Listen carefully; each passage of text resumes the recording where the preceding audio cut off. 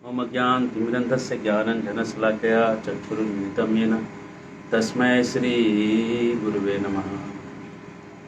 श्रीचैतन्यमनोभीष्टं स्थापितं येन भूतले स्वयं रूप कदा मह्यं ददाति स्वपदान्तिकम्।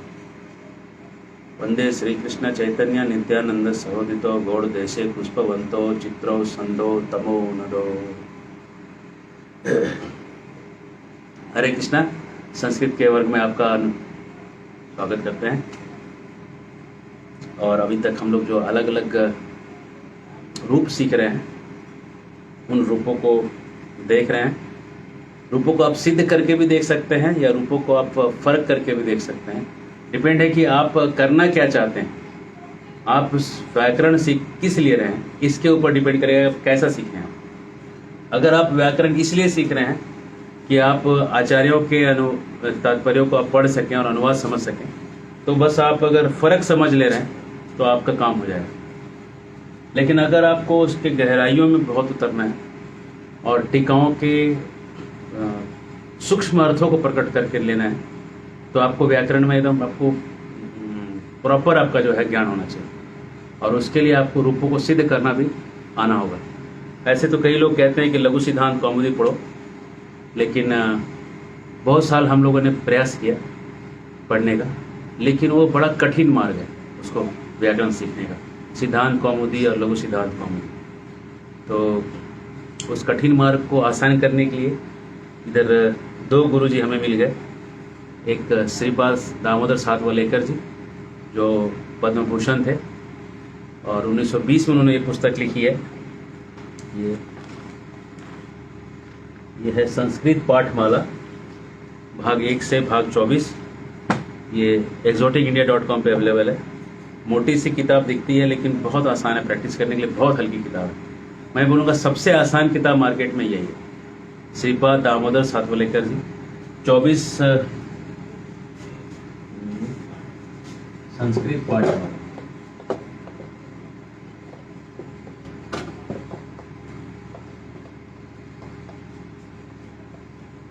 भाग 1 से भाग 24 और ये उपलब्ध है एक्सोटिक इंडिया .com पे। 720 रुपये इसका प्राइस है। पहले 450 था, जैसे हमने एक ऑर्डर किया तो 720 हो गया। वर्थ इट, असली घी है, खाइएगा तो फायदा ही करेगा। थोड़ा महंगा है तो लेना पड़ेगा।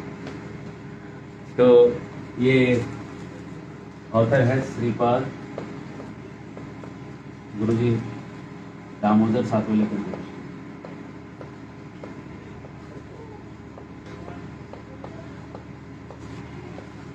इसको एकदम ले ही लीजिए। मैं बोलूँगा कंपलसरीली है आपके लिए, कंपलसरी रूप से आप इसको ले लीजिए, इस पुस्तक, ठीक है। और इसके बाद एक दूसरी जो इसके बाद अगर आप ये कर लेते हैं लेवल 1, इस पर अगर आप प्रैक्टिस कर लेते हैं, तो इसके बाद अगर आप और गहरे में उतरना चाहते हैं तो सौश्री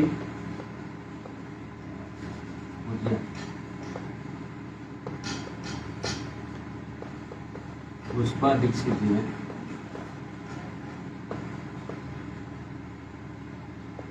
ये जो गुरु माँ है, ये इन्होंने अष्टाध्यायी सहजबोध करके एक पुस्तक लिखा है।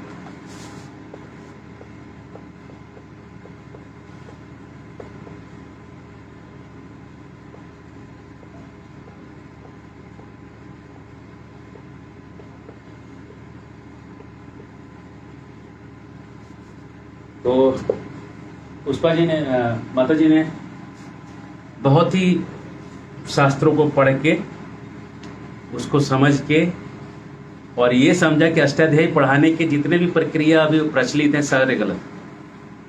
लघु सिद्धांत कौमुदी, सिद्धांत कौमुदी, भौमिजी व्याख्या, सारे का पढ़ाने का तरीका गलत है। जैसा पांडे जी चाहते थे ऐसा इन लोगों ने प्रेजेंट नहीं कर पाए। और उन्होंने ये डिबेट करके साबित किया है। जिनको भी ज़्यादा खुजली है इन लोगों को सही करने का, तो कभी भी माता जी के प्रकाशनों को और उनके लेक्चर्स को सुन लीजिए, आप समझ जाएंगे। आपको हिम्मत नहीं होगी कि आप उस जगह डिबेट कर पाएँ। तो माता जी जो हैं इन्होंने अष्टाध्यायी सहजबोध लिखा है और इसमें उन्होंने क्या किया है, शब्द रूप धातु रूप, इनको सिद्ध करने के लिए अष्टाध्यायी का जो क्रम है, जो क्रम में सीक्वेंस में अष्टाध्यायी लिखा हुआ है, उस क्रम को न लेके उसके अंदर एक सूक्ष्म चीज को उन्होंने पकड़ा है जो उस क्रम से भी ज्यादा सूक्ष्म है अष्टाध्यायी में, और वो है प्रत्ययों को उन्होंने विभाजित किया है। जैसे भू धातु है, थोड़ा सा टेक्निकल है, लेकिन चूंकि ये बहुत बड़ा सागर है, कई बार संस्कृत पढ़ते समय लोगों का ये सवाल होता है कि कौन से बुक्स को पढ़ें। बहुत सारे बार बहुत लोग पूछते हैं संस्कृत कहाँ से पढ़ें, तो हम लोग ने ये चीज़ वही बता सकता है जिसने अलग अलग जगह पढ़ के गलतियाँ की और कहीं से सीख नहीं पाया। एनसीईआरटी का बुक पढ़ लो, सबने अच्छा प्रयास किया है, इसका पढ़ लो, लघु सिद्धांत कौमुदी पढ़ लो, वरदराज जी का, भट्टोजी दीक्षित का पढ़ लो, सब पढ़ लो। इतना क्लिष्ट लगता है कि जब तक कोई आपको पढ़ाई नहीं बैठा के आप पढ़ नहीं पाओगे। उसके बाद भी एक बहुत रटना है, रटने का प्रक्रिया मतलब सागर के जैसा है। तो जो रट गए, जो अष्टाध्यायी सीधा सीधा पढ़ के रट गए, वो तो बड़े महान लोग हैं, लेकिन प्रायः लोग इतने रटने वाले नहीं रहेंगे। इसका कोई आसान तरीका निकालना पड़ता था, इसकी ज़रूरत थी।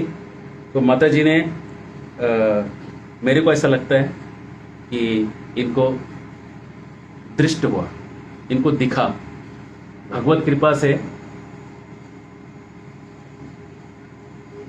ठाकुर जी की कृपा से इनको दृष्ट हुआ, इनको ये प्रोसेस दिखा कि अष्टाध्यायी के क्रमों को न लेके अष्टाध्यायी में प्रत्ययों को विभाग करके वो प्रक्रियाओं के हिसाब से अष्टाध्यायी को लिखा जाए। और उन्होंने वो प्रक्रिया के हिसाब से लिखा है, बहुत आसान कर दिया है। इनके पुस्तक को पढ़ के आप समझ लेंगे और आप सारी प्रक्रिया सिद्ध कर लेंगे। तो ये अष्टाध्यायी सहज बोध करके किताब है, और मेरे ख्याल से करीब ये 2000 या 2200 रुपये की किताब है।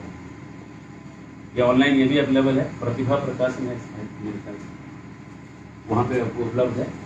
आप अष्टाध्यायी सहज बोध डॉक्टर पुष्पा दीक्षित डालिएगा, वो आ जाएगा। वो कहाँ अवेलेबल आप देख लीजिएगा। ये इसके अंदाज में अगर आपको नहीं मिलेगा तो बताइएगा, फिर हम खोज के आपको देंगे। धातुओं को सिद्ध करने के लिए बहुत उन्होंने वो किया, सार्वधातु, अर्ध धातु, ये सब अर्ध धातु, ऐसा करके उन्होंने डिवाइड किया है।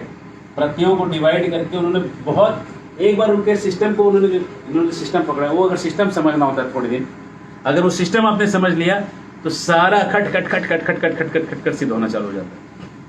तो मैं रिकमेंड आपको पहले करूँगा कि पहले आप थोड़ा बेसिक सीख लीजिए। आप इस बुक को पहले खरीद लीजिए। अगर इस बुक को आप पार पा लिए तो फिर आप उस बुक पे जाइए, लेवल 2 है, ये हाई लेवल, ये लेवल 1 है। ये 2 लेवल अगर आपने कर लिया तो आपको और कुछ करने की जरूरत नहीं है। ये पूरा बुक खत्म करने के लिए अगर आप मटर गश्ती करते हुए पढ़ें, मतलब रोज एक एक चैप्टर, मतलब रोज 20 मिनट 25 मिनट अगर पढ़ेंगे, ये 6 महीना। और ये बुक जो है अगर वैसे आप पढ़ें तो ये भी 6 महीना, आपका साल भर में दोनों किताब हो जाता है। और ये पढ़ने के बाद आपको आचार्य क्या, किसी के भी कहीं भी संस्कृत में कोई कुछ बोलेगा आप समझेंगे और आप भी बोल पाएंगे। हरे कृष्ण। आप नोट कर लीजिए 2 मिनट, तो हम आगे बढ़ें। और इन दोनों से हमने सीखा है, इनसे भी मैंने सीखा है, इनसे भी मैंने सीखा है। तो एक छोटा सा, गुरु को तो हम भेंट नहीं कर पाएंगे, लेकिन मैं इनके नाम को आगे बढ़ा के कृत महसूस कर रहा हूँ कि मैंने कुछ तो जो मेरे से जो बन सका। मैं तो इनको गुरु दीक्षा भी नहीं, दक्षिणा भी नहीं दे सकूँगा, वो तो है नहीं गुरु जी यहाँ पे, लेकिन इस भाव से। और उन्होंने इतना अच्छा लिखा है, बीच में रामायण उन्होंने लिखा है। रामायण तो जो वाल्मीकि रामायण को उन्होंने और आसान करके लिख दिया टुकड़े टुकड़े में, इस चैप्टर में आप इतना तक सीखो, इस चैप्टर में इतना सीखो, ऐसे करके समझाया उन्होंने। रामायण और महाभारत को तोड़ तोड़ के समझाया। सच में मानसिक रूप से मैं इनके चरणों को नमन करता हूँ, प्रणाम करता हूँ। और माता जी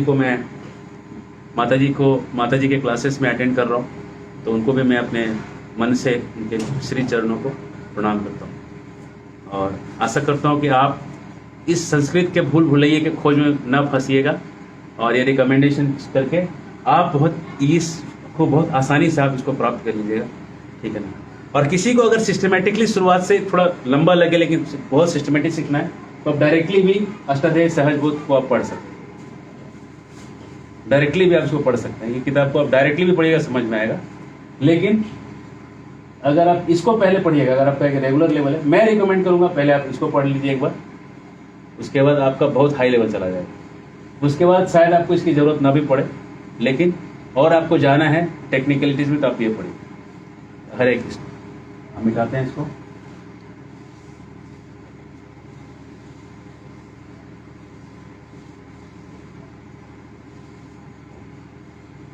हम इसलिए कह रहे हैं कि हम ये आज जो है, आज क्लास देख के हम थोड़ा विराम करेंगे। कल हम उड़ीसा जा रहे हैं, अलग अलग जगहों से लोग गुरुकुल खोलने के लिए बुला रहे हैं, और भगवत कृपा से 10 जगह जो है गुरुकुल खुल चुके हैं, और 10 जगह गुरुकुल खुल चुके हैं। उसमें 8 जगह बच्चे जो हैं, बच्चे सबका एडमिशन यहाँ पे कर्नाटका में हेबरी और कोल्लूर, और महाराष्ट्र में कराड़, और एमपी में इंदौर, यूपी में विंध्याचल मिर्ज़ापुर, और विंध्याचल में एक ही है, मतलब विंध्याचल मतलब मिर्ज़ापुर साथ में ही एक जगह, मतलब दोनों में मिर्ज़ापुर में है लेकिन वो विंध्याचल एरिया कहलाएगा। और बिहार में छपरा में अमनोरा, और दरभंगा में मकरंदा, और झारखंड में देवघर और खुटाम। बाकी जो है वो रेडी हो गया है झारखंड में, बस एक हफ्ते के अंदर वो भी चालू हो जाएगा।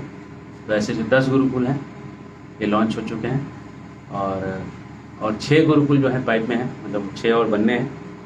तो उसमें से ये सब जो है अगले मार्च तक सारे जो बाकी 6 भी ऑपरेशनल हो जाएंगे।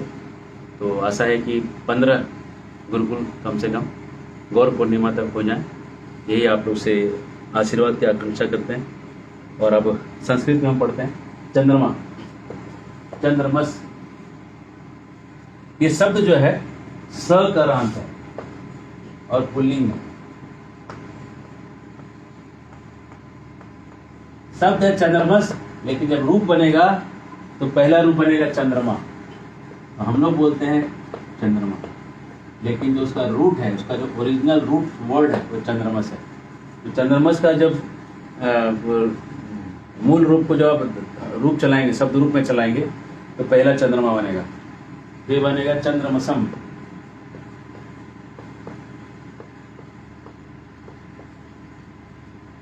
चंद्रमस, राम रामम, सेम देखिए, अलग नहीं पढ़ा जाएगा। चंद्रमसा,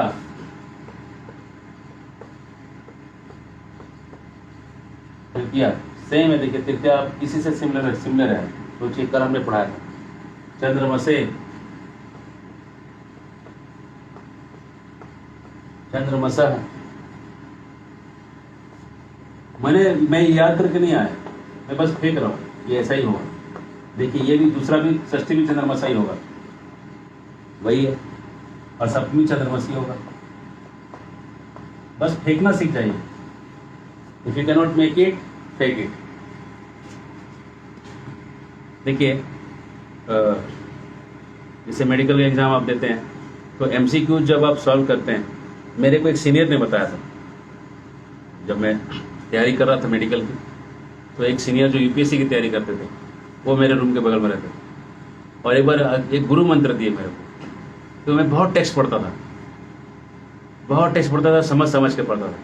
बोले टेस्ट पढ़ने से कभी नहीं होगा। बोले हाँ। बोले आप जो क्वेश्चन है एमसीक्यूज, मल्टीपल चॉइस क्वेश्चंस, उसको सॉल्व करो। सॉल्व करने से तुम्हारा स्पीड भी बढ़ेगा और तुम्हारा क्लैरिटी बढ़ेगा, कॉन्सेप्ट बढ़ेगा। तो तब से मैंने सॉल्व करना चालू किया, और इतना स्पीड बढ़ गया सॉल्व करने से कि जब क्वेश्चंस अगर आते थे और मुझे कुछ भी नहीं पता होता, तो फिर भी मुझे ऑप्शन देकर समझने लगता था कि इसमें से ये वाला ऑप्शन ये सही है, और मैं उससे सॉल्व करके देखता था भाई सही निकल रहा है। तो अब आपको क्या करना है कि आपको अब लेवल 2 में ये समझना है कि इसके बाद अगर आपको कुछ भी नहीं पता है तो इसका रूप कैसा बनेगा, वो एक फेंकने को आना चाहिए। मतलब आप बोलेंगे ऐसा कैसे? तो ऐसा ऐसे कि आप जब संस्कृत के टेस्ट को पढ़ेंगे तो आपके पास ऑलरेडी वर्ड्स दिए हुए हैं। मल्टीपल चॉइस क्वेश्चन में और 10 मार्क्स वाला जो क्वेश्चन होता है, दोनों में एक फर्क है। 10 मार्क्स वाले क्वेश्चन में लिखा रहता है कि गाय के बारे में एक निबंध लिखिए। अब आपको गाय के बारे में जो भी है लिखना आपके दिमाग में लगा के, गाय को 4 पैर है, गाय गोबर देती है, गाय दूध देती है, गाय रंभाती है, गाय सफ़ेद होती है, काली होती है, लाल पीली, आप गाय के बारे में आप लिखिए। लेकिन एमसीक्यू ऐसा नहीं होता। एमसीक्यू में रहता है गाय को कितने पैर होते हैं? 4, 3, 2, इनमें से कोई नहीं। तो आंसर वही है। मतलब अब आप आचार्यों का कमेंट्री पढ़ रहे हैं तो उसमें ऑलरेडी वहां पे एमसीक्यू जैसा वहां पे ऑलरेडी आंसर लिखा हुआ है। आपको उसके मीनिंग को ही तो बताना है, आपको थोड़ी ना कोई शास्त्र लिखना है। मैं शास्त्र लिखने के लेवल पे आपको थोड़ी ना तैयारी कर रहा हूं, मेरे खुद की वो लेवल नहीं, मैं आपको कैसे दे सकता हूं। मैं भी आपके से एक स्ट्रगलिंग संस्कृत सीखने वाला हूं, लेकिन मेरा क्या खासियत है, मैंने कुछ शॉर्टकट्स निकाल दिए कि भाई इतना सीख जाने से हमारा काम चल जाएगा, आचार्यों को वर्कआउट्स को हम समझ जाएंगे और उससे हमारा काम निकल जाएगा। आपको क्या करना है, वहां पे वर्ड दिया हुआ है चंद्रमसा शीतलम, कुछ भी ऐसा दिया, मतलब आपको अब चंद्रमसा शब्द को देख के इतना ही पकड़ना है कि चंद्रमसा है कौन सा, प्रथमा है, द्वितीय है, तृतीय, चतुर्थी, पंचमी, षष्ठी, सप्तमी। अगर आप ये पकड़ लिए 1, 2, 3, 4, 5, 6, 7, 8, ये यहाँ पे षष्ठी का हमने लिखा नहीं। तो अगर आप चंद्रमसी देख के इतना भी समझ गए कि सप्तमी ही है भाई, सी लगा हुआ है, इतना आप समझ गए तो आपका काम हो गया, आपका अर्थ निकल गया। वहां पे आप अर्थ निकाल के आप आगे बढ़ गए। आपको संस्कृत का पंडित तो हम बना ही नहीं रहे, मतलब आप बनना चाहें तो बन जाए, मैं नहीं बना पाऊंगा, ना मैं बनाऊंगा, मैं बनाने की इसमें नहीं हूं। मैं आपको केवल संस्कृत में आचार्यों के लिखे कमेंट्रीज को समझाने के लिए जितना जरूरत है उतना ही सिखा रहा हूं। तो अगर आप ये विभक्ति पकड़ ले रहे हैं तो आपका काम हो गया, आपको उसका अर्थ समझ में आ गया। ठीक है, आपको मैं संस्कृत का टीचर नहीं बना रहा हूँ, आपको मैं संस्कृत का कोई आचार्य नहीं बना रहा हूँ, आपको मैं एक भक्ति के रूप में एक ये आचार्य ट्रेनिंग प्रोग्राम है। एक आचार्य को कितना लगेगा, आचार्य को इतना लगेगा कि जब संस्कृत में कोई टेक्स्ट लिखा हुआ है, उस टेक्स्ट का मीनिंग क्या है वो अपने से उसको पढ़ के समझना आना चाहिए।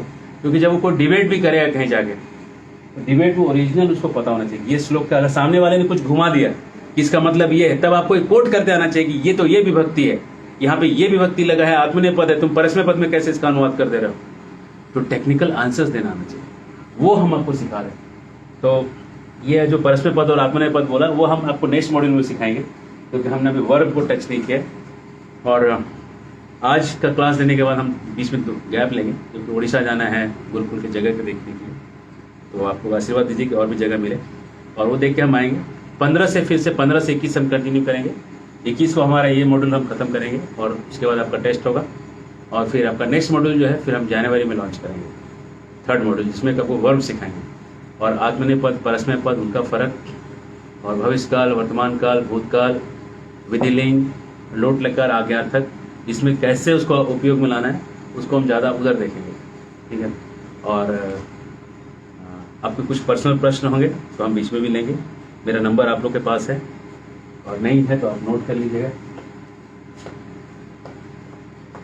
8825249587।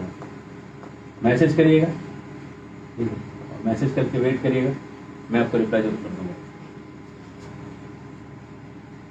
तो ये चंद्रमा का रूप है। अब चंद्रमा के रूप के समान किनका किनका रूप चलता है वो देखिए।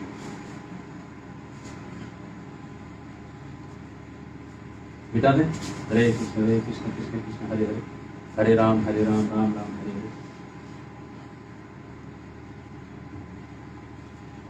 वेधस,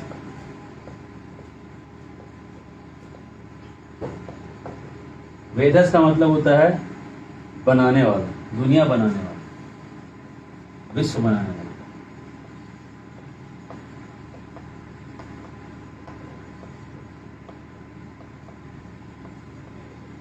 दुनिया बनाने वाले या तेरे मन में समाई, काहे को दुनिया बनाई, काहे को दुनिया बनाई।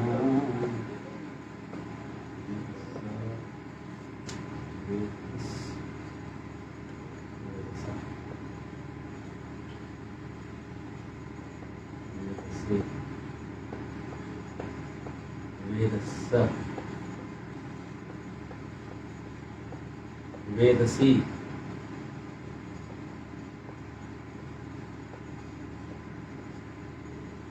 ये हो गया विश्व बनाने वाला।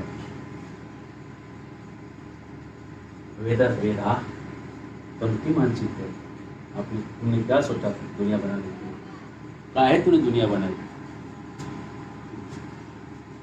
बड़ा अच्छा, पहले के गाने भी बहुत डीप होते थे, उसका डीप मीनिंग होता था। काहे बनाया तूने माटी के पुतले, सुमनस।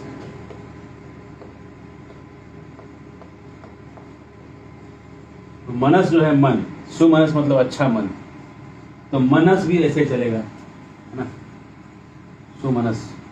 उसका जात, जात वेदस,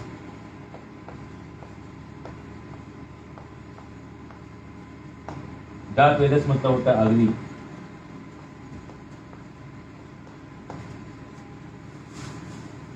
प्रचेतस, ये शब्द आपको बहुत आएगा भागवत में। प्रचेतस से बनेगा वरुण, वरुण को कहते हैं ज्ञानी।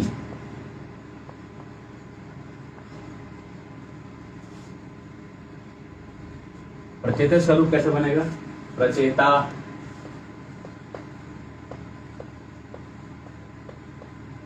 प्रचेतसम, प्रचेतसा, प्रचेतसे, प्रचेतसा, प्रचेतसी, ऐसे रूप बनेगा। तो रामायण में ये लिखा है कि वाल्मीकि जो थे वो पहले से कभी जीवन में उन्होंने कोई पाप नहीं किया। तो अपने जो रामायण के जो वाल्मीकि जी हैं और जो रत्नाकर डाकू की जो कहानी है, वो दोनों अलग अलग कल्पों की हैं, एक कल्प की कहानी नहीं। तो जिन वाल्मीकि मुनि ने इस रामायण को लिखा है, वो वाल्मीकि मुनि जो थे वो बचपन से शुद्ध जीवन जीने वाले, वो कभी भी उन्होंने कोई भी पाप नहीं किया। हरे कृष्ण। कहते ना रत्नाकर था, डाकू था, लूट करता था, मच करता था, ये वाल्मीकि जी नहीं थे, ठीक है ना। कृतिवासस, ये भी फेमस शब्द है। कृतिवासस मतलब होता है महादेव, महादेव को ऊपर रखिए, ऊपर जगह रहते हैं। कृतिवासस,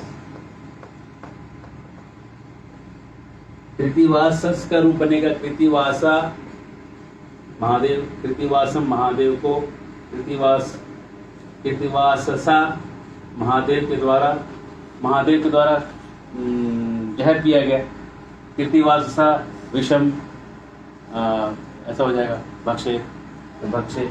तो ये यहाँ से ऐसा आ जाएगा, कृतिवास से मतलब महादेव के लिए, कृतिवास, कृतिवासस, कृतिवास से, कृतिवासस महादेव, कृतिवासस, कृतिवाससी महादेव पे सांप है, कृतिवाससी सांप का जो ऐसा रूप बनेगा। और देखिए अंगिरस, अंगिरस मतलब था अंगिरा मुनि। ये शब्द भी आपको भागवतम में दिखेगा, और इसलिए अंगिरस का रूप बनेगा अंगिरसा, अंगिरसम, अंगिरसा, अंगिरसे, अंगिरसा, अंगिरसा, अंगिरसी। विश्ववेदस, विश्ववेदस, विश्ववेदस का मतलब होता है जो सब जानता है, जिसको अंग्रेजी में कहते हैं इनसाइक्लोपीडिया।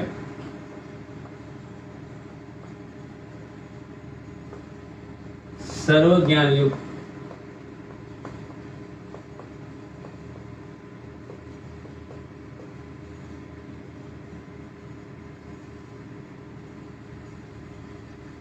उष्णस,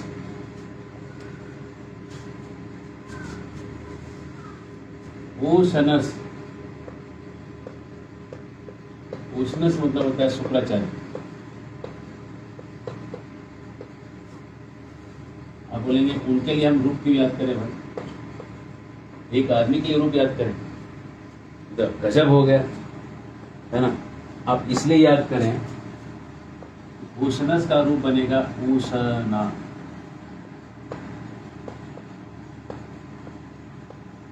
और भगवान कहते हैं गीता में, कवि नाम उष्णा कवि, कवियों में, बुद्धिमान व्यक्तियों में, होशियारों में सबसे ज्यादा दिमाग वाला पूरे ब्रह्मांड में अगर कोई है तो शुक्राचार्य जी। कैसे? क्योंकि मरे को भी जिंदा कर देते हैं, ऐसे उनके पास विद्या है, मृत संजीवनी, मरे में जान डाल सकते हैं, ऐसे उनके पास विद्या है। ऐसे रसों का निर्माण कर सकते हैं। तो जो मरे को जिंदा कर दे, उससे ज़्यादा दिमाग वाला कौन हो सकता है दुनिया में। और अगर आपको ये टेक्निक चाहिए तो आप शास्त्रों के अंदर जाइए, आप शुक्राचार्य जी से मिलिए कहीं पे। पहले शुक्राचार्य जी का ध्यान करके उनको स्तुति करके वो मंत्र लेने पड़ेंगे, और वो देंगे कि नहीं देंगे उनके ऊपर। और वो आप लेने के बाद अगर मरे को जिंदा कर देंगे तो आपको मारने के लिए कितने लोग आएंगे, फिर भगवान जाने। आप अगर मंत्र उनको नहीं देंगे तो आपको मार देंगे लोग। तो वो मंत्र सीख के जब आपको मार देगा, सीख के फायदा कुछ है नहीं। सुतपस, सुतपस,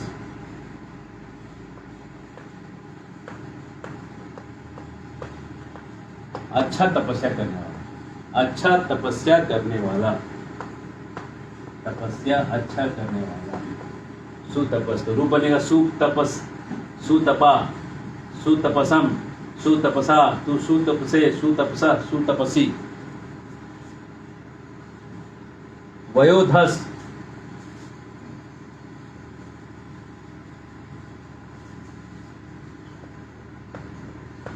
वयोधस, वयोधस मतलब होता है तरुण पुरुष।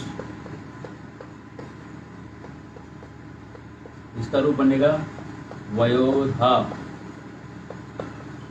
वयोधसम, वयोधसा, वयोधसे, वयोधस, वयोधस, वयोधसी। पुरोधस,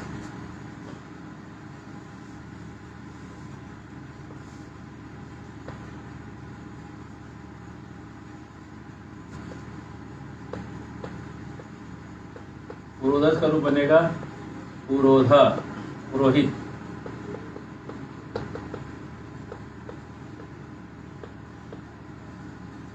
पुरोधा, पुरोधसम, पुरोधसा, पुरोधसे, पुरोधसा, पुरोधसा, पुरोधसी। पुरुवस, पुरुर्वस,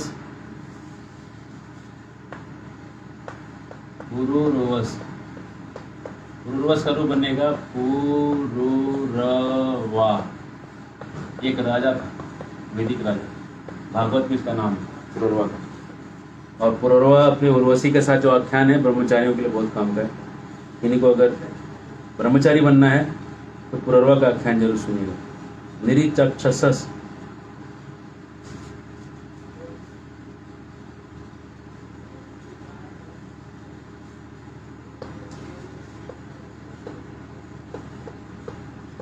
मतलब होता है राजा। इसका रूप बनेगा निरीचक्षा, निरीचक्षम, निरीचक्षसम, निरीचक्षसमा, ऐसा रूप बनेगा। और अनेहस, अनेहस,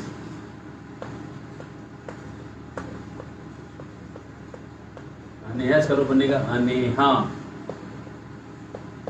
मतलब होता है पाप रहित, बिना पाप का, निष्पाप व्यक्ति।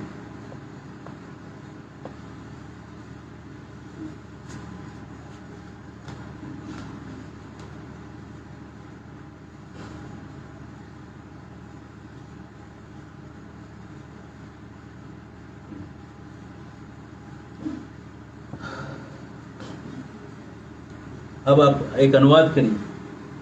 अब आप इन रूपों को समझ गए। अब आपके सामने अनुवाद आ रहा है।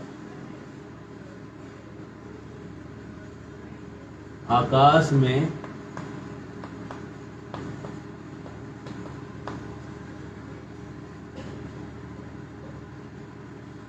प्रकाशमान चांद को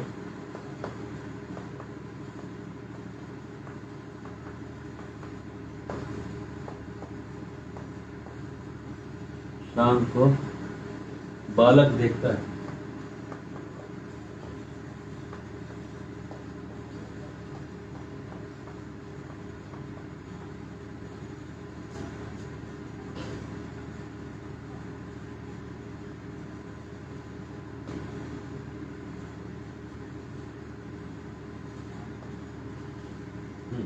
करिए अनुवाद। आकाश में सप्तमी लगा दीजिए। आकाश से प्रकाशमान चांद। प्रकाशमान क्या है? ये शब्द क्या है? ये चांद का विशेषता बता रहा है। इसलिए ये शब्द विशेषण है। विशेषण की विभक्ति वही रहती है और ये शब्द है विशेष्य। विशेषण जिसकी विशेषता बताता है उसको विशेष्य कहते हैं। तो विशेषण की विभक्ति वही लगेगी, अपना विभक्ति नहीं रहता है। जो विभक्ति विशेष्य की है सेम विभक्ति ये ले लेगा, अपना विभक्ति नहीं होगा। तो चांद का विभक्ति क्या है? चांद को। चांद को, राम ने राम को, राम से, चांद को द्वितीय विभक्ति। बालक प्रथमा विभक्ति। देखता है वर्ब है। अब अनुवाद कर दीजिए, अब अनुवाद कर दीजिए, इसका अनुवाद निकल जाएगा। आकाशे, प्रकाशमान चांद को, तो चांद का पहले कर दीजिए।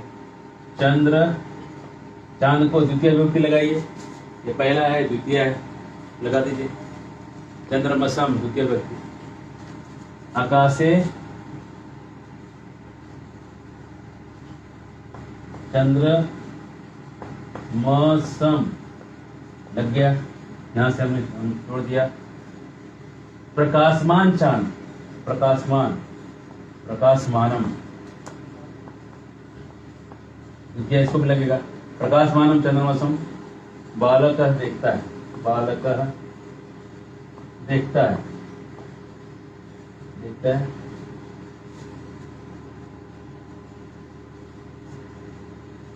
पश्यति,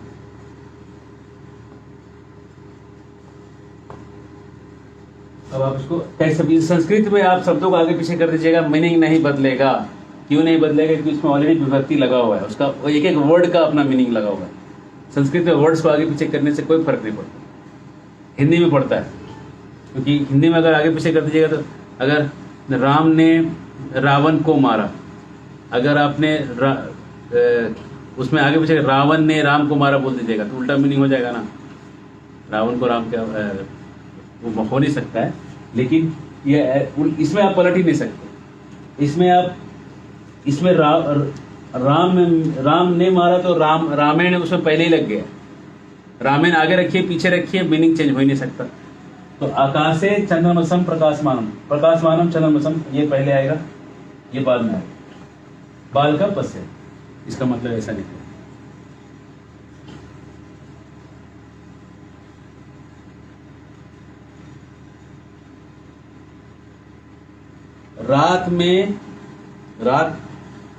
रात में सारा जगत चंद्रमा से ही प्रकाशित होता है, इसका अनुवाद करें।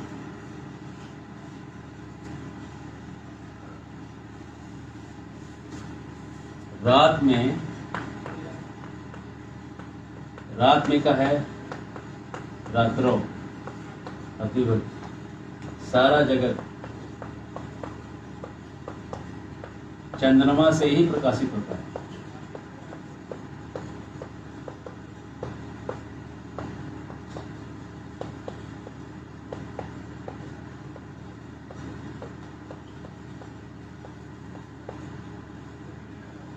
रात में रात्रो लिखिए, सारा जगत सर्व जगतम चंद्रमा से ही, यह बनाइए। कौन सा है? 1 2 3 4, कौन सा लगेगा? 3 लगेगा। देखिए, चंद्रमा के द्वारा, चंद्रमा से का मतलब चंद्रमसा से ही का होता है एव प्रकाशित होता है।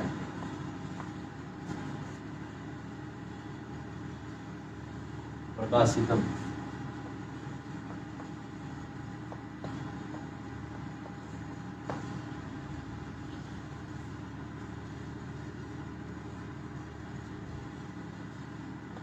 सर्वे।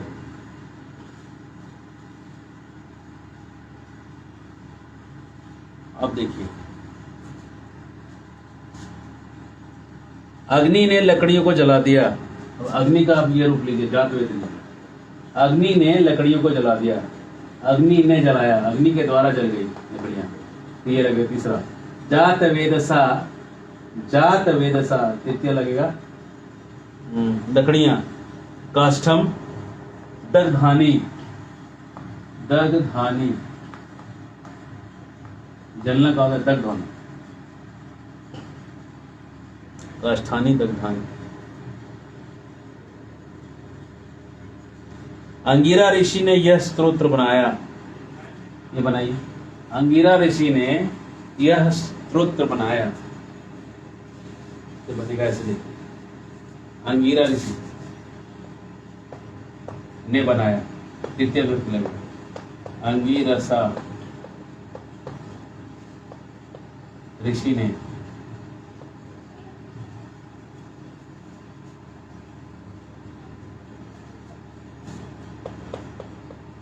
ऋषिना एतत् सूत्रम रचितम् निर्मितम् रचितम्।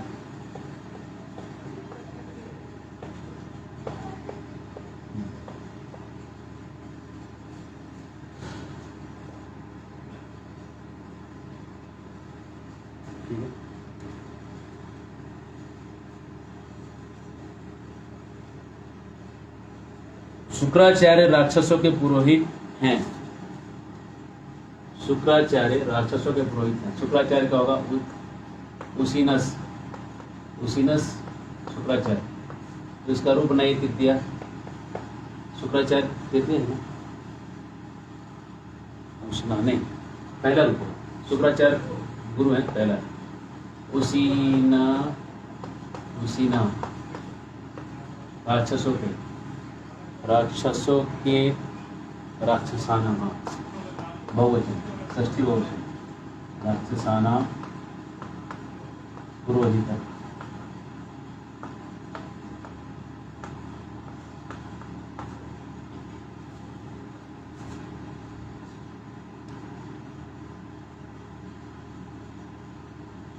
पुररवा सर्प को गया,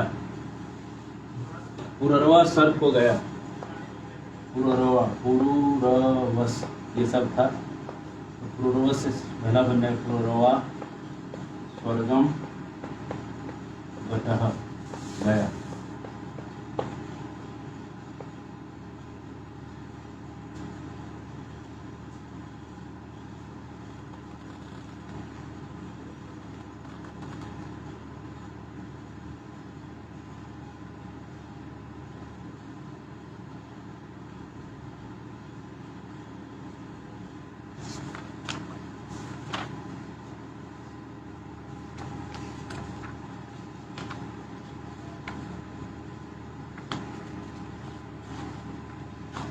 अब हम स्त्रीलिंग रूप को आते हैं और एक स्त्रीलिंगी रूप देखते हैं।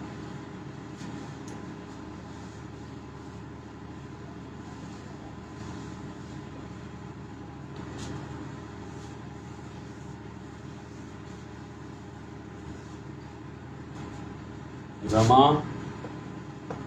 आकारांत स्त्रीलिंग,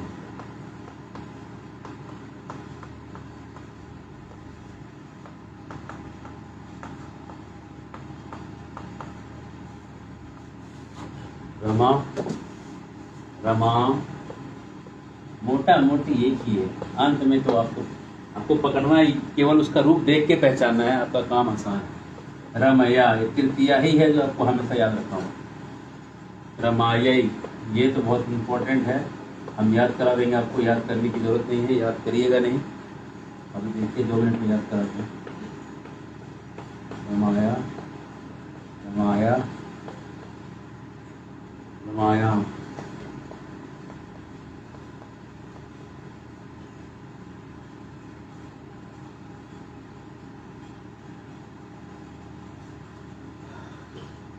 राम, इसी के जैसा रूप चलेगा। अकारांत में आल इसमें लग गया, क्रिया,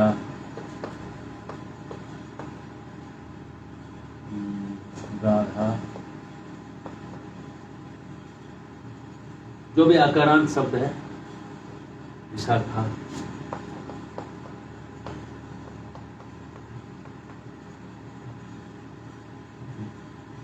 अब इसका रूप जो है कैसे चलेगा शुरू, कैसे याद रखिएगा शुरू। वृंदाये,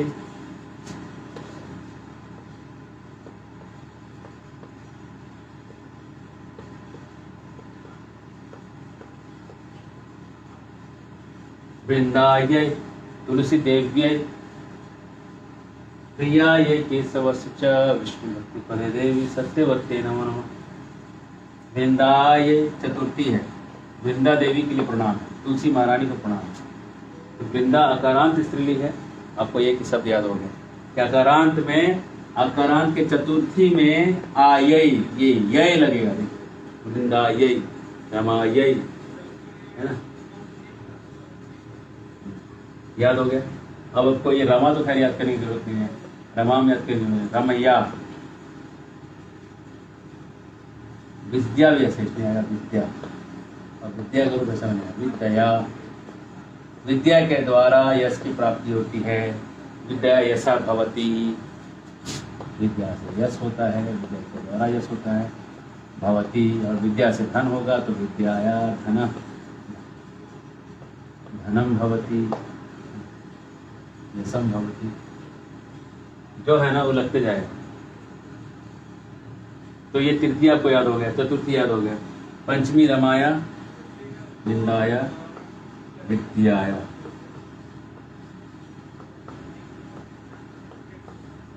विद्याया से कहीं पे आप अगर इसका यूज देख पाएंगे तो आपको याद होगा।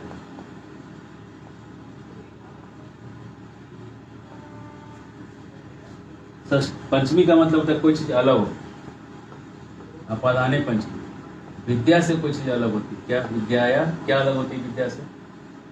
अज्ञान अलग होता है ना? और विद्या का संबंध किससे है? विद्या का भक्ति से संबंध है। विद्या का किस पे आश्रय है? विद्या किस पे आश्रित है? विद्या जो है एक शक्ति भगवान की, तो ये ईश्वर परम कृष्ण, कृष्ण पे आश्रित है, विद्यायाम कृष्ण आश्रित है। इस तरह से आप देखेंगे कि ये रूप को आपको याद करने का बहुत आसान है, और इसको आप अगर याद कर लिए तो अकारांत के सारे रूप ऐसे चलेंगे। वनिता, वनिता का मतलब होता है स्त्री, ब्रज वनिता। कांता एक ही स्वरूप चलेगा, कांता का रूप ऐसा कांता, कांता, कांतया, कांताया, कांताया, कांताया, कांतायाम। कांता मतलब होता है पत्नी, प्रेयसी। राधा कांत कहते हैं भगवान, राधा के प्रिय। ज्योत्सना, ज्योत्सना का मतलब होता है चांदनी।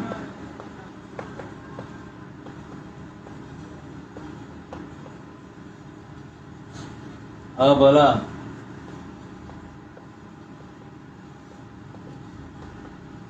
मतलब होता है बलहीन। ये स्त्रियों को कहते हैं, क्यों कहते हैं? अब अबला को आप कैसे तोड़ते हैं इसके ऊपर भी। अबला का मतलब आप ये भी बोल सकते हैं जिसमें बल की कोई कमी नहीं है। अगर स्त्री चाह ले तो सारा संसार भी घुमा सकती है, दुर्गा जी बन जाएगी। तो अगर समाज में स्त्रियां सुरक्षित महसूस नहीं कर रही तो इसमें गलती पुरुषों की है। पुरुषों में पुरुषार्थ का भाव का कमी है।